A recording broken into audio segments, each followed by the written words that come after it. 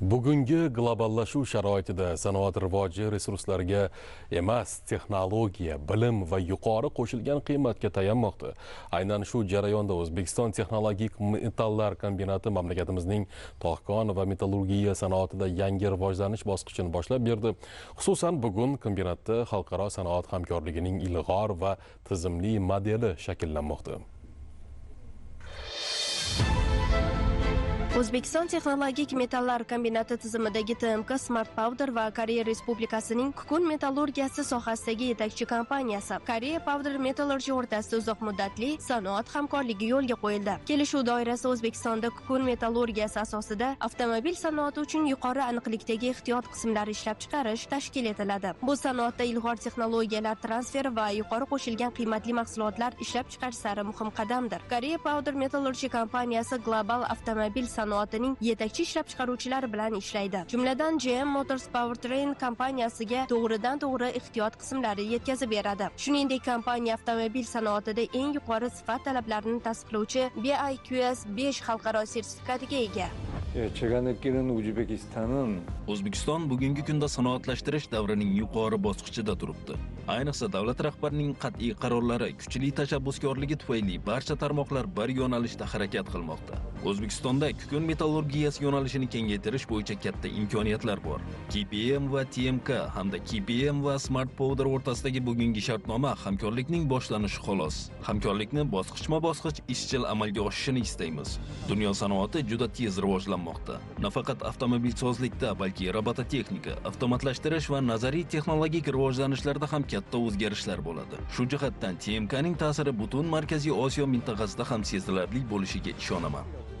Kukun metallurgiyasi murakkab va yuqori aniqlik talab etiladigan detallarni ishlab chiqarish, metall chiqindilarini keskin kamaytirish hamda resurslardan maksimal samaradorlik bilan foydalanish imkonini beruvchi ilg'or sanoat texnologiyasidir. Ushbu loyiha oddiy ishlab chiqarish quvvatidan ko'ra kengroq bo'lib, texnologiya, bilim va eksport yo'nalishlarini ham qamrab oladi. Loyiha doirasida ishlab chiqarish jarayonida chiqindi metall ulushi 4% dan oshmaydi. Bu esa zamonaviy ekologik va sanoat standartlariga to'liq mos keladi.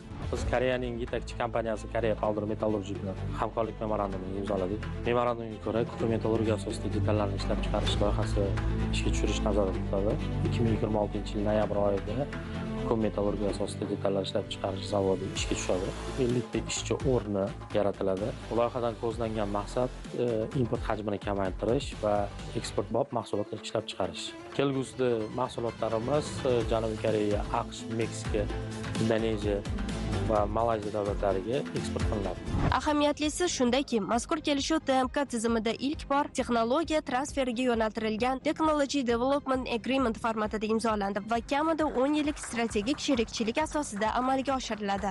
분말야금은 산업의 가장 근간이면서도 기본적인 산업이지만 확장성에 매우 Kukun metallurgiyasi sanoatning eng asosiy va boshlang'ich tarmoqlaridan biri bo'lishi bilan birga barqarorligi va istiqboli juda yuqori bo'lgan sanoat yo'nalishlaridan biridir. TMK kuchli yetakchilik va qat'iy ijro mexanizmi tufayli o'zining asosiy harakatlanuvchi kuchiga ega bo'lgan kompaniya. TMK men ko'rgan har qanday tashkilot bilan solishtirib bo'lmaydigan darajada juda dinamik, u har kuni o'zgarib, rivojlanib va o'sib bormoqda. Avval ham aytganimdek, men TMKni shunchaki biznes hamkori sifatida qabul qilmayman. Men TMKni bir oila deb bilaman. Oila bu faqat bitta tomon manfaat ko'radigan munosabat emas, balki o'zaro manfaatlar uyg'unligidagi munosabatdir. TMK Smart Powder bilan hamkorligimiz faqat texnologik sheriklik bilan cheklanib qolmaydi, balki 3 ta yirik yo'nalishni qamrab oladi. Birinchi yo'nalish yuqori malakali va texnologik bilimga ega mutaxassislarni tayyorlash. Ikkinchi yo'nalish Korean Powder kompaniyasi 59 yil tarixga ega, tajribasi chuqur bo'lgan kompaniya hisoblanadi. Shu tarixga mos ravishda biz ko'plab mijoz kompaniyalarga egamiz. TMK Smart Powder bilan hamkorlik orqali Koreya bozori va global bozorda TMK Smart Powder nomini keng tanitishni asosiy maqsad qilib olganmiz. Ushbu hamkorlik orqali TMK Smart Powder brendini Koreya va jahon bozorida faol targ'ib etishga e'tibor qaratiladi. Uchinchi va yakuniy yo'nalish Prezident Shavkat Mirziyoyev tomonidan ham alohida ta'kidlangandek, xomashyoni to'liq chuqur qayta ishlash orqali yuqori qo'shilgan qiymatga ega mahsulotlar ishlab chiqarish va mahsulot turlarini kengaytirishdan iborat. Biz kelajak sanoatida yumshoq magnit materiallari, yarim o'tkazgichlar kabi ko'plab biznes yo'nalishlarida faol ishtirok eta olishimizga qat'iy ishonamiz. Shuningdek, ushbu yo'nalishda xalqaro axborot almashinuvi, doimiy global integratsiya va xalqaro hamkorlikni kuchaytirish asosiy maqsad sifatida belgilangan.